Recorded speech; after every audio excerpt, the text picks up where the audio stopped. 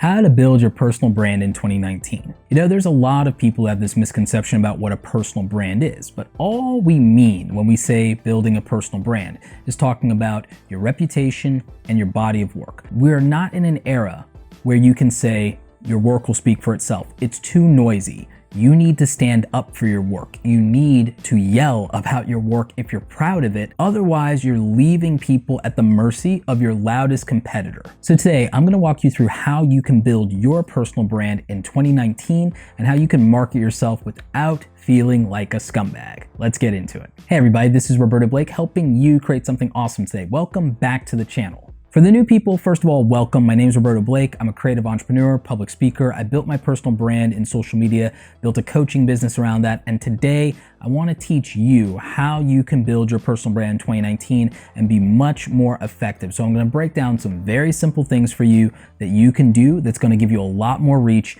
make you much more competitive in the market, and help you showcase the amazing work that you're doing. Let's talk about your body of work and your reputation. Let's get started there.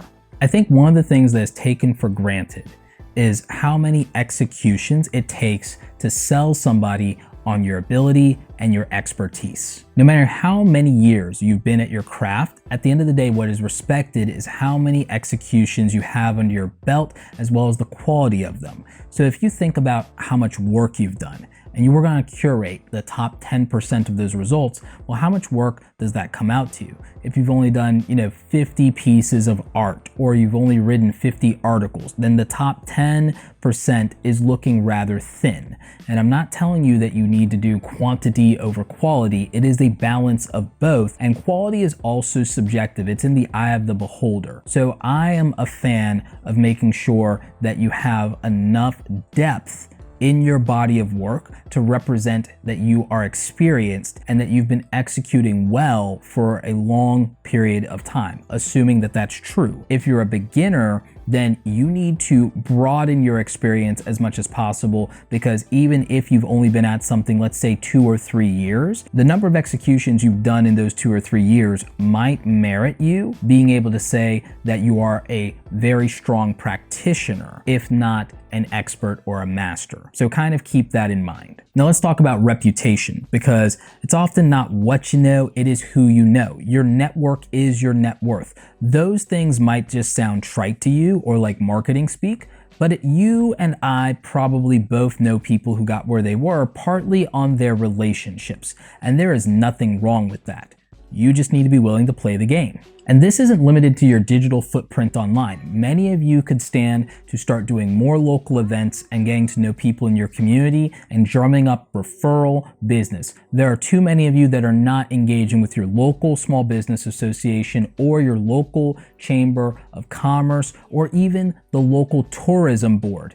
There are so many opportunities for you if you would just take this step, and that's not even an online or digital media or social media thing. For those of you who are so reluctant and so resistant to online marketing, this is being boots on the ground, and this is being part of your actual community. Now, with that in mind, I do think you should do online network, and I do think you should increase your digital footprint and those relationships by participating in online communities and also looking into platforms like LinkedIn, Twitter, and Facebook groups, as well as online forums and possibly even Reddit. Now that's outreach, but I also want you to think about inbound marketing, and this is going to lead into content strategy, and we're going to get very deep into that because I think it's the foundation of building your personal brand. In today's day and age, you need to be discoverable.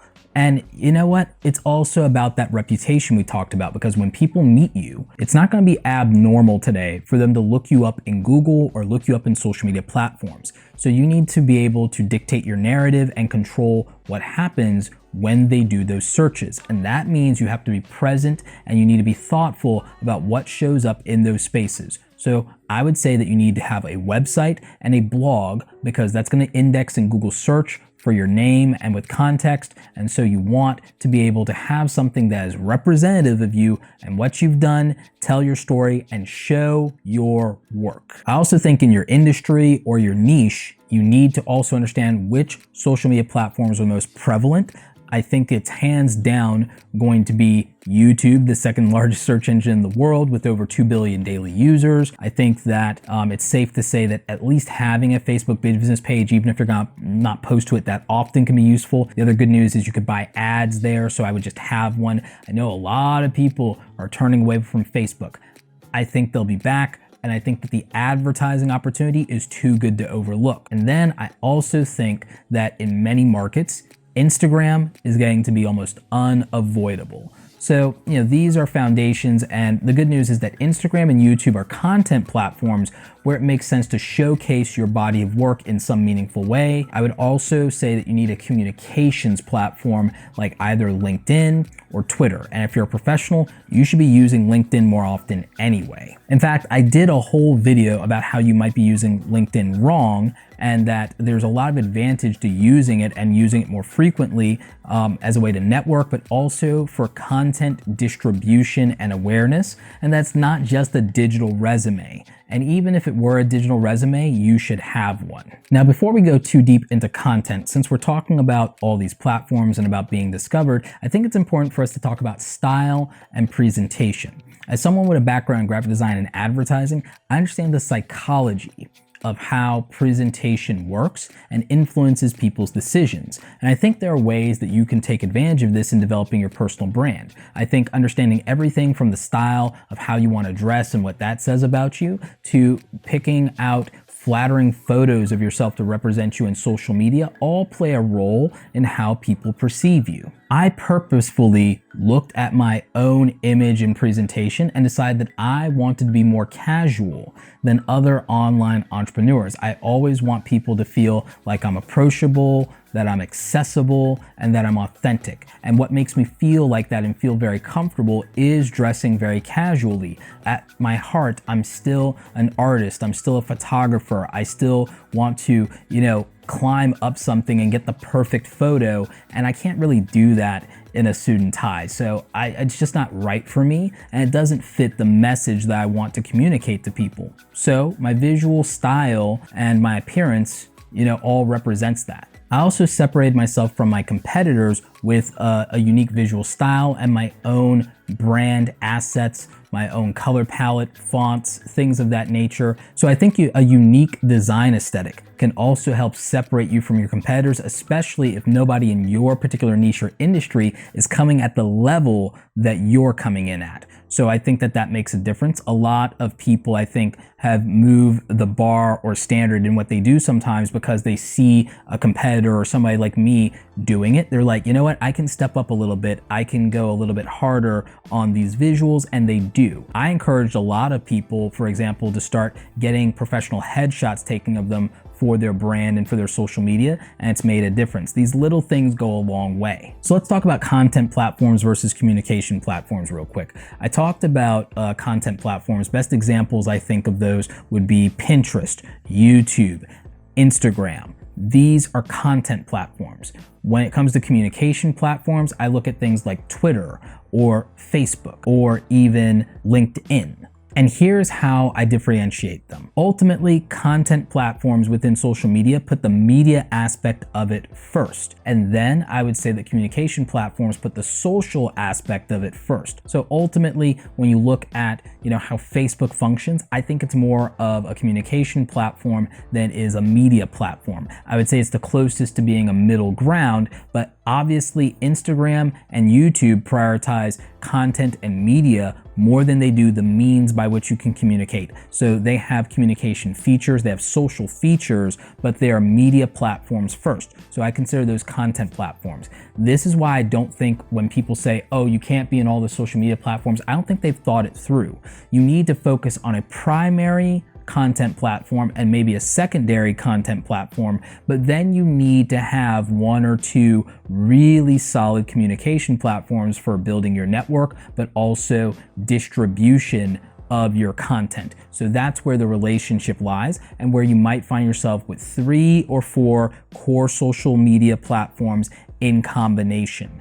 And I think that's fine, because the communication side, there's tasks and things there that you can automate when still be human. There's a way to do it. I'll talk about that in other videos. And then with the content platforms, that's where the real time and energy goes, but it's not always an everyday thing. If you're doing weekly content, then it's not that bad and you can be in multiple platforms. I just think that people aren't thinking this through. So I would encourage you to kind of, parse that in your mind and figure out how much content you want to create, and then also how much time per day you want to invest in communication on other platforms as well. Finally, let's talk about reaching your target audience. Who do you want to reach? Who do you want to serve? Who do you want to interact with? These are important questions. You have to think about what your why is. What's the overarching purpose of your personal brand? Is it for you to be able to reach more clients that you want to deliver for?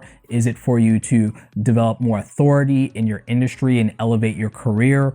Why are you doing this in the first place? And who do you need to build a relationship and reputation with in order to accomplish that? And what in your body of work would attract their attention and also deliver value for them, and also give you the value that you're looking for and demonstrate what you're capable of, showing you obviously in the best light. Answering these important questions is the foundation of building a strong personal brand. And I don't care if it's 2019, 2020, 2022, that will be true no matter what. In closing, I think one of the most important things I can leave you with is to remember that your personal brand is just a purposeful execution of you demonstrating value so that you can showcase the body of work that you build, the skills that you can deliver on, who it serves, who it has served well in the past, and then also elevate your reputation and build new relationships.